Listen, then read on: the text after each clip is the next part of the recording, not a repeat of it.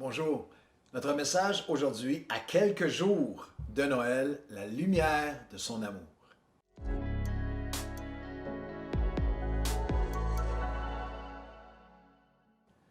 Bon matin à tous et bienvenue à votre café matinal directement de ma maison, directement de notre maison, de notre salon au vôtre, où que vous soyez à quelques jours de Noël. Et si vous n'avez pas encore visionné notre concert, spectacle, musique, multimédia et message de Noël d'hier le 20, allez voir ça en ligne et aussi partagez-le avec le plus grand nombre de personnes possible. Je pense que vous allez être bénis. Vous allez tout simplement aller à la lumière.ca et vous allez pouvoir partager le concert, le spectacle d'hier avec le plus de gens possible qui vont être illuminés par ce que vous allez voir et entendre. Et si vous êtes à quelques jours de Noël et vous avez encore besoin de suggestions de cadeaux, je vous rappelle, il y a des dizaines d'entre vous la semaine dernière qui ont commandé déjà et merci.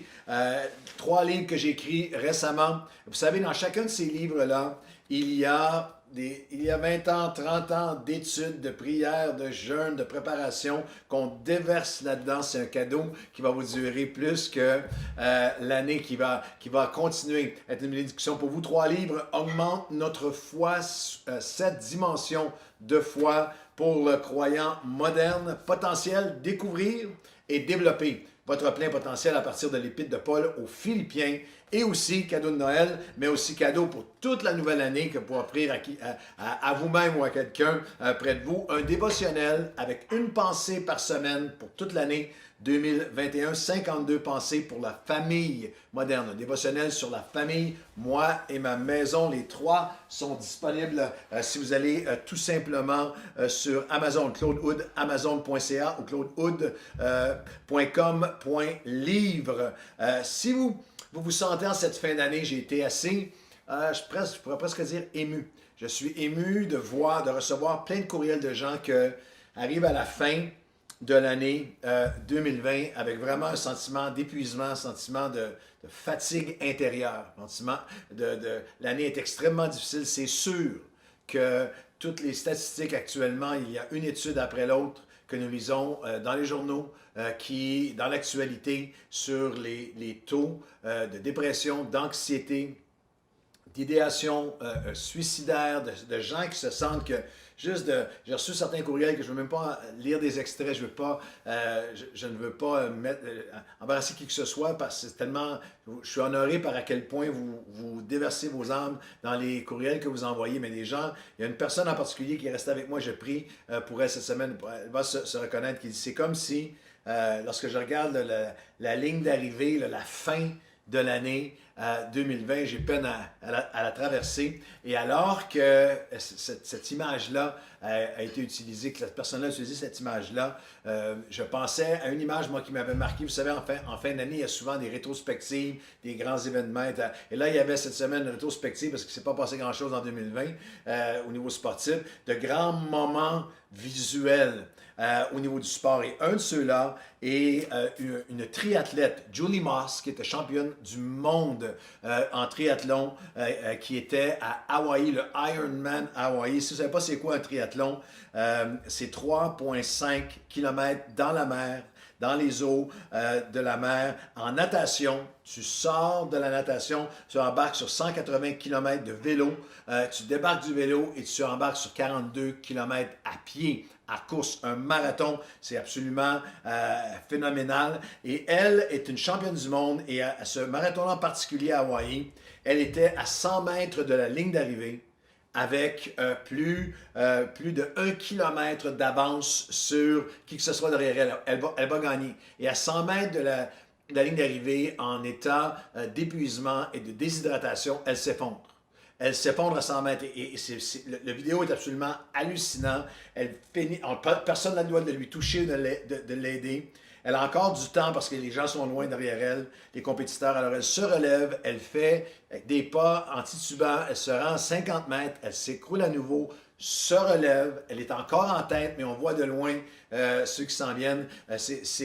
ses compétiteurs et ses adversaires. Et finalement, elle se rend à 10 mètres. Elle la voit, la ligne, et elle s'effondre pour ne plus être capable de se relever. Et finalement, les autres la dépassent et à quatre pattes. Elle s'en va comme ça et c'est comme ça qu'elle traverse la ligne d'arrivée. Et alors que je lisais ce courriel, je crois qu'il y a plusieurs personnes, c'est comme ça que vous vous sentez.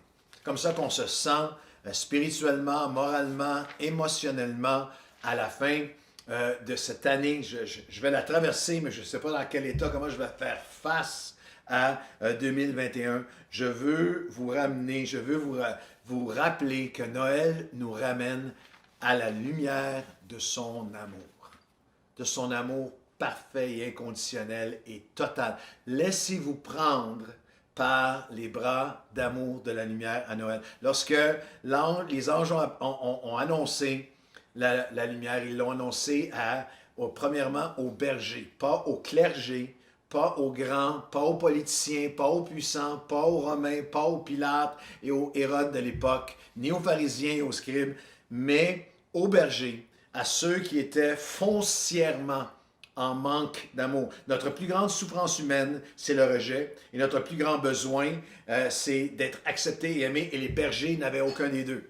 La Bible nous parle, il y avait des bergers qui passaient dans les champs les veilles de la nuit, et l'ange leur dit, je vous annonce une bonne nouvelle qui sera pour tout le peuple. Il y avait même dans les récipiendaires, les premiers récepteurs, ceux qui ont reçu le message de la nouvelle de Noël, une déclaration de Dieu que ça va être pour tous les peuples. Ça va être pour ceux qui ont peine à traverser la ligne d'arrivée. C'est pour ça que Zacharie, lorsqu'il annonce la lumière, il dira, c'est une lumière qui est provoquée, qui est motivée par les entrailles du cœur de Dieu. Luc chapitre 1, verset 78. Grâce aux entrailles de la miséricorde de notre Dieu, en vertu de laquelle la lumière du soleil levant nous a visités d'en haut pour éclairer ceux qui sont assis dans les ténèbres et les conduire dans des chemins de paix. C'est littéralement la lumière de son amour. Laissez son amour envahir votre cœur à quelques jours de Noël. La terre n'a pas de souffrance que le ciel ne peut guérir.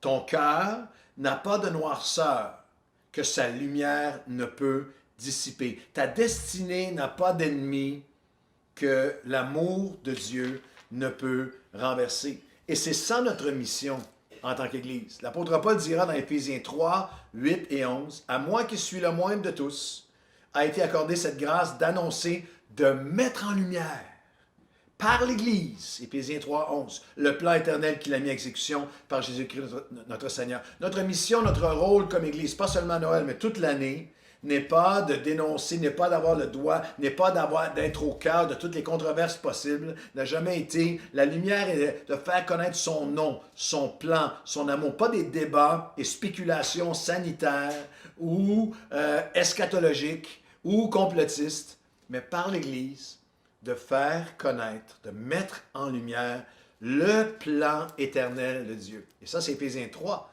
8. Et lorsque vous continuez, il explique c'est quoi le plan éternel de Dieu. Le plan éternel de Dieu, c'est la manifestation de son amour. Et c'est le dernier verset qu'on va regarder ensemble aujourd'hui. L'apôtre Paul dira dans Éphésiens 3, c'est pour ça que à partir du verset 14, c'est pour ça que je fléchis les genoux. Duquel je fléchis les genoux devant le Père. C'est pour ça qu'à quelques jours de Noël, comme les mages, nous fléchissons les genoux, nous abandonnons à l'amour de Dieu, qu'il vous donne, je prie, qu'il vous donne, selon la richesse de sa gloire, que vous puissiez être puissamment fortifiés par son esprit dans l'âme intérieure. L'amour de Dieu est une force, puissamment fortifiée à quelques jours de Noël 2020 dans l'homme intérieur, de sorte que Christ habite en vous,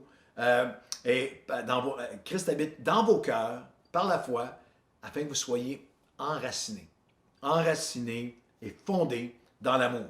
Que vous puissiez comprendre avec tous les croyants quelle est la largeur, la longueur, la profondeur, la hauteur, et connaître l'amour de Christ qui surpasse toute connaissance, en sorte que vous soyez remplis jusqu'à toute la plénitude de Dieu. Si tu comprends et reçois la lumière de son amour, ça va changer ton Noël. C'est ce que je veux, c'est ce que Dieu veut que tu veux mettre en lumière à Noël dans ton cœur.